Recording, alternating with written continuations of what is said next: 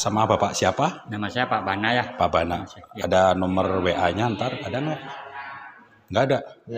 Untuk sekarang ini saya masih belum pegang handphonenya. Kalau itu nanti saya simpen nomor masnya aja dulu ya. Oh iya siap. Nanti gampang kalau itu ada hubungan Oke, kita hubungin aja dulu ya. Oke. Ini apa Pak? Di sini ya Mas, di sini ada pedang suduk. Pedang suduk Pedang ini ya. suduk itu pegangan para prajurit keratonnya Ah, dan cara kegunaannya khusus untuk menusuk. Suduk itu artinya menusuk ya Kang. suduk itu ya. Ya. Ini ada berapa barang itu? Di sini pedangnya? banyak ya Kang, kalau dihitung mungkin benda-benda pusaka keraton itu mungkin ribuan ya kalau itu sih ya. Pedang suduknya. Enggak, Ada itu semua ya. Semua kalau pedang suduk itu cuma beberapa biji aja. berapa biji aja? Ya, ini sekali lagi pegangannya para prajurit keraton dan cara pakainya khusus untuk menusuk ya Kang atau menyuduk Kang ya. Ya. Seperti itu. Tapi emang ada auranya Pak ya? Kerasa banget Di merindingnya Pak. sini iya memang Iya, betul kerasa ya. banget merindingnya Nah, mungkin gitu. di sini nih Kang. Iya. Kang ya. Saya akan jelaskan ini ada pusaka kujang. Kujang. Kujang ini pusaka khas Jawa Barat ya. Ya. Mana Dan itu ya? ini, Iya, itu yang di atas. Ya. Kujang. Nah, ini pun ada aneka jenis kujangnya, ada kujang cangak, kujang Cangak. kudi, dan kujang congkrang ya. Kang, ya. Kudi iya, congkrang. Nah, terus nih saya luruskan Kang ya, kalau kujang ini mungkin masuk ke kategorinya ke pusaka ya Kang. Iya. Di sini ada perbedaan antara pusaka dan senjata Kang. Kalau pusaka itu logikanya ada hodamnya. Ada hodamnya Kalau ya, benar. pusaka itu, Senjata. kalau senjata itu mungkin sejenis senjata senjata tajam aja ya, buat perang kayak gitu ya. Gitu ya. Kalau ini, istilahnya pusaka mah kan ada kodamnya gitu. betul. Jadi ini tidak terlalu sering dipakai, tapi apabila dibutuhkan, insya Allah bisa membantu si tuannya ya. Tuan itu yang punyanya. Yang punyanya Iya, iya. seperti itu ya Mas ya. Nah, lanjut di sini ada keris-keris. Keris ini pegangan perwira tinggi keratonnya. Tapi ada yang paling unik di zamannya dinamakan keris brojol ya Kang ya. Keris brojol itu yang mana? Ini Kang. Tuh. Nah, tuh kerisnya Kang. Oh, ini Ya. keris brojol. Ya, logikanya keris brojol di zamannya bisa membantu apabila ada perempuan yang mau bersalinnya susah, Kang. Itu bisa dibantu. Kalau dengan- melahirkannya yang susah Iya. gitu. Nah, dan logikanya dulu medis dan rumah sakit kan belum ada. Belum ya. ada, iya benar. Nah, apabila ada perempuan yang bersalin susah itu bisa dibantu dengan keris brojol. Ya. Brojol itu diambil keluarnya janinnya ya. Iya, betul. Dan kalau sisanya ini pegangan para perwira tinggi keratonnya ya, ada keris sempaner, Pandawa Lare, Keboteki dan sebagainya itu pegangan para perwira tinggi keraton. Ya. Dan mungkin benda-benda ini dulu sistemnya inventaris ya Mas. Semasa aktif prajurit dan perwira tinggi keraton itu dipegangkan benda-benda ini, setelah pensiun itu dikembalikan lagi benda-benda ini ya Mas. Oh Ya, iya, seperti itu. istilahnya cuman untuk Cuma untuk dipegang semasa pegang dia aja, aktif, iya. Ya. Ini beda lagi ada pedang sabat. Pedang sabat itu pegangan para prajurit dan cara pakainya khusus untuk menebas atau untuk menyabat ya Mas. iya. Ya, kalau itu untuk menusuk. Ini menyabat istilahnya. Bisa, seperti itu. Perang berarti ya. Iya. Bet gitu sih ya. Nyabet sih kalau Iya, nusuk nyabet. menusuk. Sus Nusuk kan. gitu menusuk. Iya, ini menyabat. Ya, nah di sini sebelah kirinya Mas Ini ada keris-keris koleksi dari Panembahan. banyak nih. Cakrabuana dan Pangeran siapa? Cakrabuana. Pangeran dan Cakrabuana. dari Kerajaan Galuh dan Pajajaran Mas. Ya. Ini koleksi ya, pribadinya ya, bukan milik keraton. Oh, ini udah berpuluh tahun ya Pak ya? Ini ratusan tahun ya Mas. Ratusan Minimal tahun. 500 tahun. 500 tahun. Wih, mantap ya. Dan Nah, masih terus di sini ada keris-keris ini milik Sunan Gunung Jati ya. Sunan Gunung Jati dan Panembahan di wilayah. Sama ini benda-benda ini milik koleksinya beliaunya ya Mas. Nah, lanjut di sini Mas, seperti ini Mas. Oh, peti-peti. Ada motif khas Mesir. Seperti ini dibawa oleh Dimas Rara Santang dan Syahsari Hidayatullah ya. Syahsari Hidayatullah itu adalah Sunan Gunung Jati Mas. Iya. Dan logikanya Sunan Gunung Jati itu beliau lahir di Mesir, Alhamdulillah. dewasa di Mesir ya. Setelah dewasa dia baru kembali lagi ke tanah Jawa. Ini barang bawanya ditempatkannya pakainya peti. Oh, ini barang bawaannya. Peti motif khas Mesir ya Mas. Peti Motif khas Mesir. peti motif khas Mesir. Iya. Ini juga sama Mas. Ini dari Cina Mas. Dari Cina. Ya, peti motif khas Cina ini dibawa oleh Putri Ongtin ya. Putri Ongtin itu putri dari negeri Cina. Ya. Yang ke tanah Jawa ini tujuannya mau ketemu dengan Sunan Gunung Jati dan mungkin sekaligus mau dinikah sama Sunan Gunung Jati Mas. Jadi sejarah perjalanan Putri Ongtin ini seperti ini Mas. Sunan Gunung Jati mendapatkan tugas dari gurunya untuk menyempurnakan ilmu sampai ke negeri Cina. Nah, akhirnya Sunan Gunung Jati berangkat ke negeri Cina, Mas ya. Betul. Nah, pas di sana bertemulah dengan Entin Sunan Gunung Jati itu, Mas. Ya. Nah, akhirnya yang namanya manusia, Mas ya, Betul. tetap ada rasa suka, rasa cinta, Iya, sebagainya, Mas ya. rasa jadi nikah. Nah, akhirnya dia itu suka sama Sunan Gunung Jati. Terus karena logikanya Sunan Gunung Jati ke tanah Cina itu mau menuntut ilmu ya, pertemuan dengan Entin itu mungkin tidak terlalu serius banget lah gitu lah kalau zaman sekarang ya. Iya.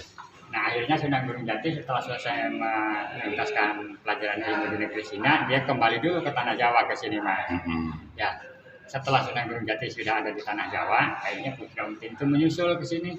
Ke Jawa. Ke Jawa. Itu sambil barang bawaannya itu sambil bawa 5 armada kapal yang muatannya seperti ini nih, Mas. Yang ini. Kunci, ada keramik. Ini nih bawaan Leongtin, Mas. Putri Leongtin dari Cina ini, bawaannya ini dari negeri Cina dibawa ke tanah Jawa. Iya, benar Pak ya? Iya, betul. Ini barang bawaannya.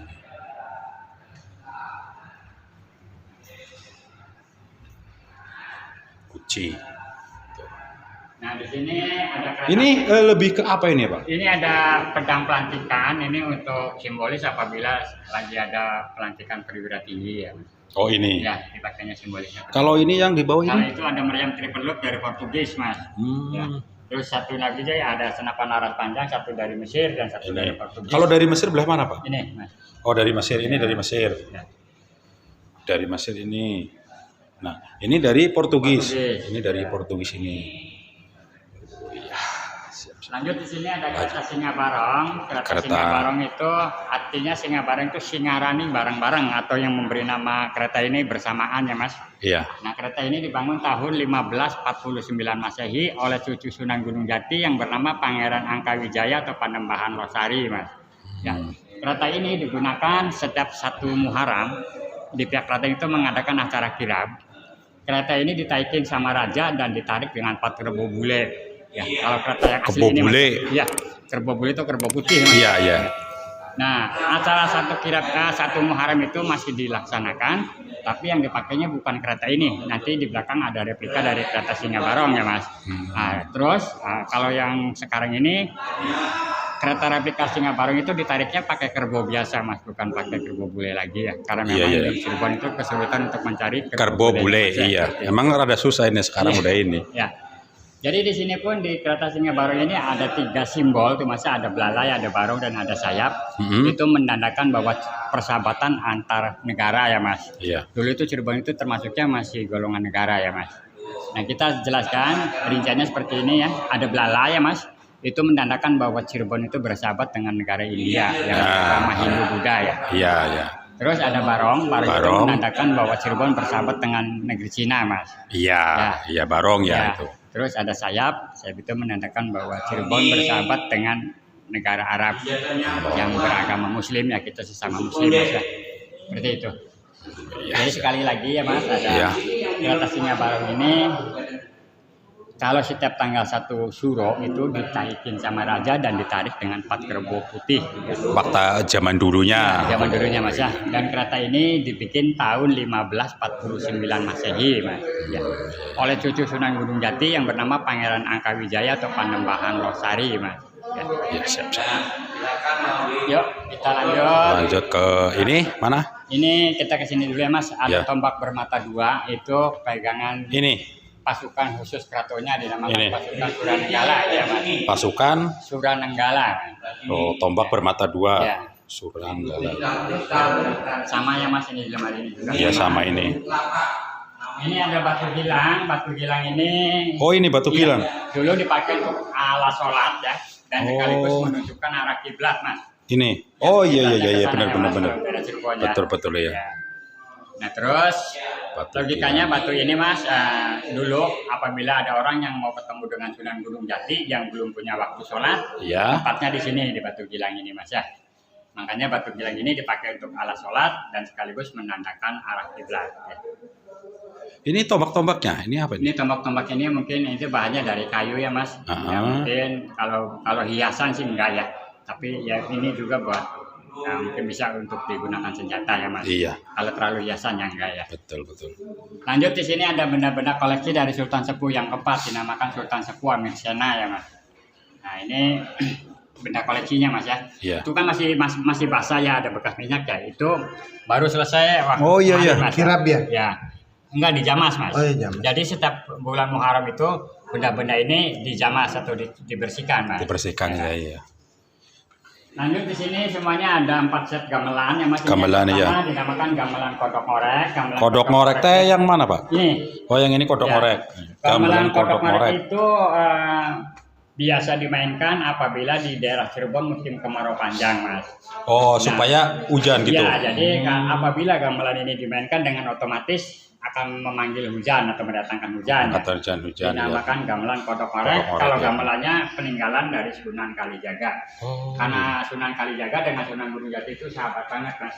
Kalau Sunan Gunung Jati di perwaliannya itu ahli di bidang dakwah, kalau Sunan Kalijaga di perwaliannya itu ahli di dalam kesenian tradisional. Tradisional ya benar.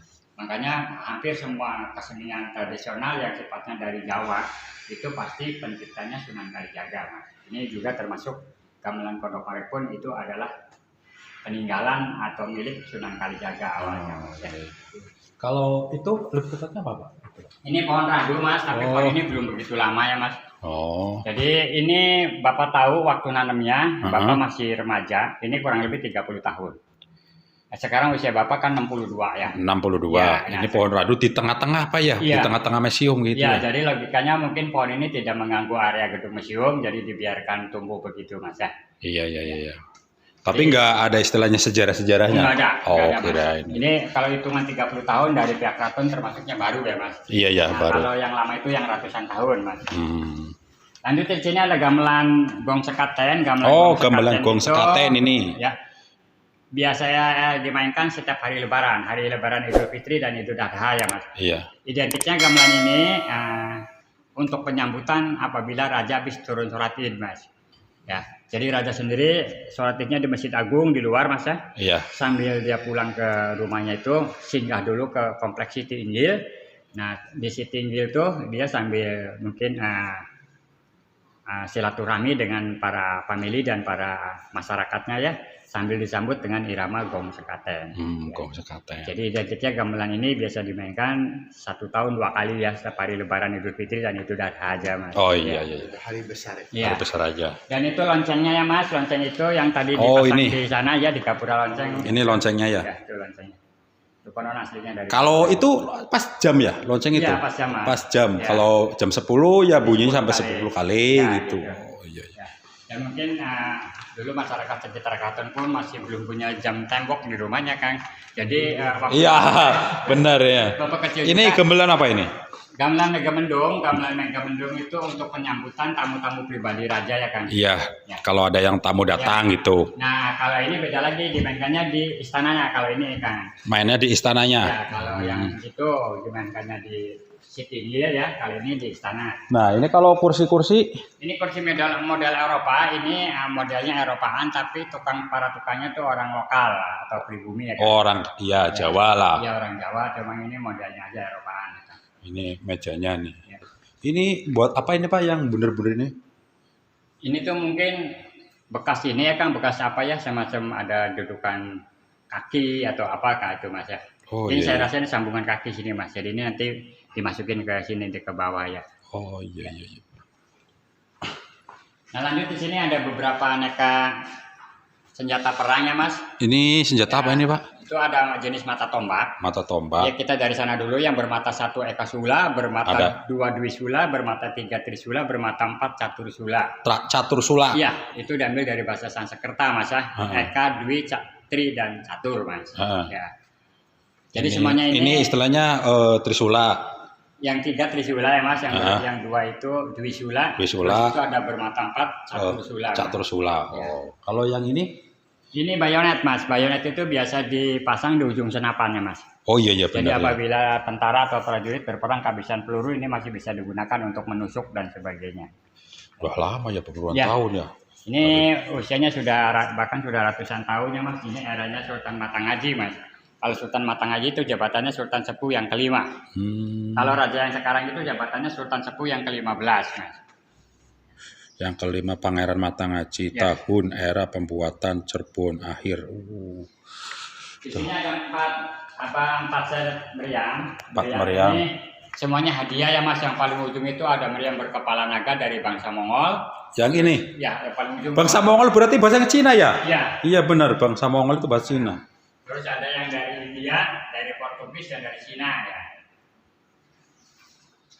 Meriam dari bangsa Mongol. Semuanya meriam sundut ya Mas. Jadi picunya di sini dulu ya pasang, terus disundut dari belakang Mas. Iya. Iya. Jadi kalau zaman sekarang ada anak-anak kecil mainan itu meriam lodong namanya. Iya, itu pakai bambu Iya ya. pakai bambu tuh Mas. Ini sih Ini aneka jenis mata tombak, tapi ini ngambil bentuknya tuh diambil dari motif daunnya Mas. iya benar Ada kayak daun. yang daun andong, daun suruh gitu Mas ya. Nah ini mungkin godong andong Mas ya. Iya. Godong andong tuh yang seperti ini nih. Ini godong andong Mas. Kalau itu yang lebih Iya. besar itu godong suruh Mas. Kada ya. Ya. Suruh. Ya. Lanjut di sini ada lukisan. Lukisan ini bergaya 3 dimensi. Nama lukisannya Sri Baduga Maharaja Prabu Siliwangi ya Mas. Ini mata dan kaki kirinya kemana orang gerak itu selalu ngikut Mas. Ya. Sebelah kiri pun ke sana Mas ya. Ya. Sebelah kanan coba Mas yang sini, yang sini kan. Matanya masih ke sini kan. Ya. Jadi lukisan ini tidak ada unsur mistiknya ya Mas ya. Cuman pakai Kepandaian pelukisnya. pelukisnya aja ya. Ini 3D ya kan ya. Kalau kita lanjut ke sini,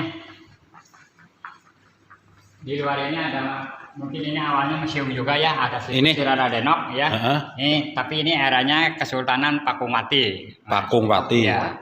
Pakungwati itu ada keraton ya, tapi keratonnya kecil dulu ya. Itu eranya abad 14. Keratonnya di belakang, nanti di sana, kalau museumnya di sini. Oh, Ya. museumnya mah ini. Ya. Keratonnya mah di Di belakang. belakang gitu Mas. Dimas Pakungwati. Ya. Iya. Ya, situs Raradenak itu mungkin bagian dari museum dulunya ya kan. Soalnya logikanya kan kalau tempat penyimpanan benda-benda pusaka atau senjata perang kan museum ya Kang ya. Museum iya. Ya. Dan sebelah kirinya ada 3 tanduk. Yang ada tiranya ini 2 tanduk ini dinamakan tanduk Cempana. Satu untuk putra mahkota dan satu untuk permaisuri kan. Ya. Jadi apabila ada acara besar itu kalau raja naiknya kereta, kalau putra mahkota dan permaisuri pakainya tandu ya. Iya. Nih. Beda lagi yang tengah ini ada tandu Garuda Mina untuk anak raja yang mau dihitan kan. Sunatan. Sunatan betul Iya. kan. Hitan itu sunatan. Ya. Nah, lanjut di sini ada ukiran diberi judul Gajah Naik Gajah. Ini gajah naik gajah ya Kang ya. Nah, jadi artinya di atas langit masih ada langit. Iya, kan? gajah naik gajah. Ya, Ya. mengingatkan diri kita sendiri Supaya utamanya nggak ya sombong bahwa gitu. hidup itu tidak boleh sombong Kang, betul ya. Betul.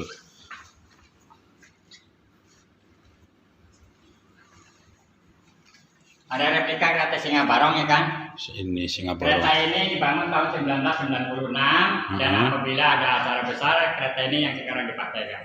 Kalau ada acara besar, Iya. yang dipakai ini. Ya, ditaikin sama raja atau dengan keluarga raja ya kan, tapi ditariknya asal pakai turbo ya. Kerbau biasa, Iya, sekarang nggak kayak dulu. Iya, kalau dulu pakai turbo bule. Mungkin sekarang kesulitan nyari turbonya kan ya. Susah sekarang. Ini tanduk apa nih? Tanduk kepala banteng, tengkorak kepala banteng, dan tengkorak kepala buaya putih kan. Oh iya. Kalau tengkorak kepala banteng hasil buruan dari hutan loyang ya. Kalau tengkorak kepala buaya putih itu jelmaan dari anak raja. Anak raja itu pada masa hidupnya tuh mungkin kegiatannya bukan males lagi, supernya males ya kan. Jadi apapun kegiatannya sambil tiduran. Akhirnya orang tua itu kelepasan bicara ya. Bicara. Kamu itu apa makan apapun sambil tidur kayak buaya aja. Yang namanya orang tua zaman dulu tuh sepait lidah ya. Ih, kan, ya. bener iya. Jadi kan kalau ngomong tuh orang tua zaman dulu nggak boleh sembarangan kan. Iya, ya. bener. Begitu orang tuanya ngomong kamu itu seperti buaya yang tadinya manusia menjadi seekor buaya kan. Nah setelah sudah menjadi buaya, buayanya ini ditaruh di Sungai Krian. Sungai Krian itu ada sungai di bagian belakang keraton kan. Nah terus dia semasa hidup di sana, pas buayanya mati, jasanya dibawa lagi ke keraton karena memang logikanya untuk penghargaan walaupun gimana juga tadinya itu dia itu anak raja. Betul. Ini ya. Ini tengkoraknya kan. Ini tengkoraknya iya. Lanjut di sini ada benda-benda milik masyarakat. Oh, milik Masyarakat masyarakat. yang punya benda pusakanya tidak mampu untuk merawatnya dikasihkan ke keraton ya kan. Iya. Kan yang di sini pun karena memang dirawat hanya memang ya di apa ya di rumah ya. Di rumah, dirawat, iya, kan, benar. ya. Terus ini pun awalnya benda-benda ini ada kodamnya kan. Oh, awalnya. Nah, sekarang alhamdulillah kodam-kodam ini sudah dicabutin dan insya Allah sudah menjadi benda mati lagi kan, tidak akan mengganggu manusia ya. Iya, iya. Dan logikanya betapa seremnya Kang ya, segitu banyaknya per benda itu ada kodamnya Wih, semua Kang. ramai berarti ya tuh. Ya. Pada keluar ya Kang. Pada keluar ya, di pada kotak-kotak percaya, ya, di. Tapi sekarang mah udah aman. Udah aman Kang ya, insya Allah Kang ya, udah aman karena memang di sini ada tim yang bisa untuk melumpuhkan para kodam-kodam. Iya, untuk mentalisir lah gitu. Iya. Nah lanjut di sini ada pedang milik Portugis ya kan. Ini pedang milik Portugis itu hasil rampasan perang pada perang di Sunda Kelapa kan. Jadi tahun 1527 di daerah Sunda Kelapa itu didudukin bangsa Portugis kan. Iya benar Sunda Dan Kelapa. logikanya daerah Sunda Kelapa dulu masih masuk ke wilayah Kesultanan Cirebon sini kan. Akhirnya Sunan Gunung Jati menugaskan Raden Fathahillah untuk merebut kembali daerah Sunda Kelapa kan. Berangkatlah Raden Fathahillah dengan membawa dua laskar kan, laskar Cirebon dan laskar Demak digabungkan ya, terus berangkat ke Sunda Kelapa. Di Sunda Kelapa akhirnya terjadi pertempuran dan alhamdulillah bisa dimenangkan oleh laskar Demak dan laskar Cirebon kan ya. Ini hasil rampasan perang Iya, itu hasil ada rampasannya. pedang dari bangsa Portugis ya. Betul. Ini ada alat tembus dari Banten dan ada peluru bandil ya kan. Ini alat Dari Banten ini? Iya, alat tembus dari Banten itu biasanya untuk atraksi ilmu kekuatan ya kan. Oh, debus ya gitu. Debus ya. Ini alat ini kan ya biasanya ditaruh di perut sini kan. Iya. Bagian belakangnya dipukul ya pakai palu besar. Mungkin akan tahu ya. Nah, konon para pemainnya itu tidak apa-apa karena memang dia punya ilmu kebal ya kan. Betul. Dan lanjut di sini peluru bandil. Peluru bandil itu cara pakainya dibandil atau dibandring kan. Iya di blandring ya. Iya, benar. di bladring itu dikasih alat bantu pakai hanya mantrambang tuh kan ya. Mm-mm. Nah, rajutan tambang terus bantunya itu ditaruh di rajutan tambang, cara pakai dibanding Ini dari batu ya? dari batu pelurunya kan. Bunder-bunder banget ya. Mungkin ini peluru ini tidak tepat sasaran, tapi kalau ada kerumunan orang banyak pasti ada yang kena ya kan. Iya. Bunder-bunder banget Iya. sih. Jadi peluru bandring itu dikasih alat bantunya pakai anyam di apa tambang di Nah ini kalau konon ceritanya gimana nih kalau ini pemberian dari Raja Sultan Hasanuddin ya kan, karena memang logikanya kalau Sultan Hasanuddin itu beliau adalah anak dari Sunan Gunung Jati kan. Oh iya. Jadi ditaruh di sini. Iya, itu semacam hadiah ya buat orang tuanya. Sunan Gunung Jati itu istrinya 6 kan. Nah, itu ada salah satu istri yang dari Banten yang bernama Nyimas Kawunganten ya. Kawunganten. Iya, dia punya Kawunganten. putra 2 ya. Yang pertama laki-laki nama lahirnya Pangeran Sabakingking, terus yang perempuan itu Nyimas Ratu Winaon. Akhirnya Pangeran Sabakingking dinobatkan menjadi sultan ya, dinamakan Sultan Hasanuddin. Kalau adiknya Nyimas Ratu Winaon itu dinikahkan sama Pangeran Jayakarta ya. Karena memang dia punya jasa untuk memerdekakan Sunda Kelapa. Dan setelah Sunda Kelapa itu merdeka, akhirnya Raden Fathahillah awalnya kan ya, Raden Fathahillah itu akhirnya ditugaskan menjadi pemimpin di daerah Sunda Kelapa. Selang beberapa tahun nama Sunda Kelapa itu diganti menjadi Jayakarta. Jayakarta. Ya, dan ya, nama Jayakarta sendiri itu sekaligus diabadikan nama orangnya ya, yang tadinya Raden Fathahillah akhirnya namanya bertambah menjadi Pangeran Jayakarta. Iya. Nah, Jayakarta diperkecil lagi menjadi Jakarta yang sampai sekarang kotanya menjadi ibu kota di Jakarta. Jakarta Oh, ya. tadinya Jakarta iya. Ini lukis-lukisan ini ya? Iya, itu ada keramik dan ada ukirannya kan. Itu dari Oh, Eropa kan, dari Belanda. Keramik Kan. ini. Kalau keramik-keramik ini nanti yang lebih banyak di sana kan, di istananya kan. Di istananya? Iya. Masih ada kan. Kan sama namanya juga manusia kan turun temurun ya kan. Iya. Dia punya anak gitu. Nah, ambil contoh dari orang tua awalnya, orang tua punya Iya, anak. turun temurun, berarti Iya, keturunannya anaknya punya gitu. anak, berarti ambil contoh Akang ya, punya anak. Anaknya Ini punya mando ini, Pak, ya? kan, gitu kan. Pak, ini mando Iya, ya? betul. Nah, jadi mando ini hadiah dari masyarakat Kalimantan. Itu pegangannya dari tanduk rusa kan. Oh, ini pegangannya. Di sini saya akan jelaskan kayak keunikan mando itu. Iya. Tandanya tuh ada di sarungnya kan. Di sarung ini masih polos ya kan ya. Iya. Di sarung ini apabila terpasang ada beberapa gigi binatang atau kulit binatang itu menandakan hasil buruan dari mandau ini kan. Iya. Ambil contoh terpasang ada 5 gigi binatang kan ya. Iya. Berarti mandau ini telah membunuh 5 binatang. 5 binatang. Gitu. Tandanya adanya di sarungnya. Berarti tanda keantikannya. Iya, tanda hasil buruannya hasil kan ya. buruannya. Iya. Lanjut ada tempat lilin dari kristal, itu konon aslinya dari Prancis. Dan ini ada barang bawaan dari Kapten Tanjung Lai. Kapten Tanjung Lai itu beliau saudagar dari Cina yang ke tanah Cirebon itu tujuannya mau berniaga kan. Tapi setelah di Cirebon ketemu dengan Sunan Gunung Jati dan akhirnya dia menjadi pengikut Sunan Gunung Jati kan. Ikut ke. Dan pas dia sudah mualaf ya, sudah masuk Islam sama Sunan Gunung Jati, akhirnya diangkat menjadi seorang temenggung kan. Dinamakan Temenggung Arya Wirajula. Karena memang jabatan Temenggung itu ahli strategi perang kan. Betul. Ahli strategi perang. Ya. Nah, lanjut ya Kang. Ini ada kurungan besar ini untuk anak kecil turun tanah. Oh iya, turun ya. iya. Ngecek gendat deh. Iya. Kalau bahasa Cirebon mundur lemah kan. Mundur lemah ya. Ya. Di sini ada kitab-kitab Jawa naskah Jawa kuno ya, ada anak caraka dan ada kitab kuning kan. Kalau anak caraka itu biasanya orang tua bisa memberi nama anak ya. Iya. Itu ngambil dari patokannya itu dari anak caraka. Dan ini ada kitab kuning. Kitab kuning ini, kalau kitab kuning itu tergantung dari daerahnya ya Kang ya. Iya. Ambil contoh ini kitab kuning ini karena dari Cirebon bunyinya itu bahasa Cirebon kan, Jawa Cirebonnya. Kalau dari Bandung mungkinnya bahasanya Sunda kan. Bahasa Sunda. Kalau kitab kuning tergantung daerahnya ya, gitu. tergantung daerahnya ya. Nah lanjut ada pegol tuh Kang di bawah, ada kitab Arab Gundul. Terus ini pun ada kitab-kitab aksara Jawa kuno ditulis dengan tangan. Ini. Ya, ini. Ini Kang nih. Udah berapa puluh tahun ini. Ini sudah ratusan Kang ya. Ini dipegang. Kalau dipegang sih hancur Kang. Iya, dipegang Ya. pasti hancur. Tapi kalau memang dilihat sih memang Iya, gitu. ya. Enggak gitu. Ya banyak ya yang orang yang memuji ya Kang. Zaman dulu kan kertas masih belum ada garisnya Kang. Tapi Iya. hasil tulisannya rata. Itu enggak ada garisnya bener emang kok. Ya. Tapi hasil tulisannya rata. Ya. Langsung ke Ya, di sini pun ada beberapa kitab suci, kitab zikir dan kitab tata krama untuk menjadi raja ya Kang. Iya. Terus di sini ada kitab tulisannya aksara Jawa kuno juga. Tapi mohon maaf, Bapak jujur aja tidak bisa membacanya, jadi Bapak tidak bisa menjelaskannya. Iya. Nah, ini ada aksara Jawa kuno lagi. Jawa kuno. Kalau aksara Jawa kuno itu, soalnya kan dulu kan masih agama Buddha ya. Ini mungkin aksara Jawa ini hampir mirip dengan tulisan negeri Thailand dan India kan. Tulisannya hampir sama, Thailand itu seperti ini. Terus India juga hampir sama. Iya bener. Ya.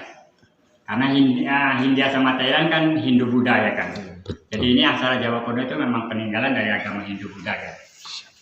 Terus ini kemana lagi? Yuk kita sambil keluar ke lorong selanjutnya, terus kita nanti lihat di sana ya kan. Kayaknya kalau Akang yang ini mah bukan orang Sunda ya Kang. Saya bukan. Saya orang Tegal. Pokoknya kalau yang Monas ya, kalau memang daerah itu membawa ciri khas Mas ya. Iya betul. Makanya kalau nanti sama manggil Mas, kayaknya bukan orang Sunda. Nah, lain di Bandung tapi orang tua Cirebon. Orang tua Cirebon ini. Ini aja baju kerah nih Mas, baju kerah atau baju jirah ya. Ini sama ya hasil rampasan perang pada perang di Sunda Kelapa ya.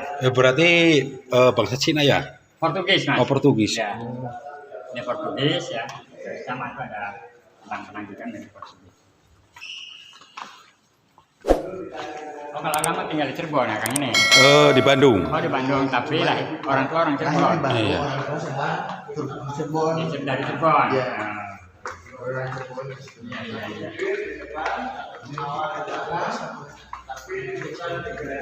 Iya, insya Allah. Jadi nanti yang tata caranya. Wah, ini batu apa ini? Itu tempurung kelapa jenggi, Mas. Tempurung kelapa jenggi itu konon dari Pantai Aden, dari Afrika ya, Mas. Nah, ini sama, mungkin jenisnya kelapa, ada isinya ya atau ada kuahnya. Oh, jenisnya kelapa. Itu tempurungnya, tempurung kelapa jenggi. Antik ya kelapanya. Bisa kayak gitu. Di sini ada perhiasan pengantin dari Logam Kuningan dan ada baju anak raja dari Sultan Semu yang ke-10 ya Mas.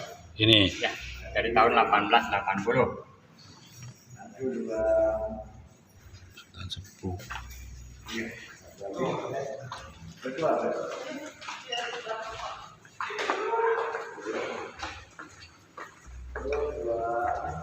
Ini berarti mahkota-mahkotanya Pak ya? Ya, itu mahkota tapi untuk perlengkapan wayang orang, Mas. Oh, kayak orang. Sultan Sepuh yang ke-11 namanya Pangeran Raja Aliza Tajul Arifin. Jabatannya Sultan Sepuh yang ke-11, tahun penobatannya tahun 1899. Nah, 18. yang ke-11 punya anak, yang ke-12 namanya Pangeran Raja Rajaningrat. Jabatannya Sultan Sepuh yang ke-12, tahun penobatan tahun 1942. 42 ya. Terus lanjut yang ke-12 punya anak, yang ke-13 ya, namanya Pangeran Raja Adipati Haji Dr. Maulana Pakuningrat. Itu jabatannya Sultan Sepuh yang ke-13, tahun penobatan tahun 1969 Masehi. Betul. Nah, kalau yang ke-13 ini punya anak, nanti fotonya ada di luar sana ya Mas. Oh. Itu namanya Pangeran Raja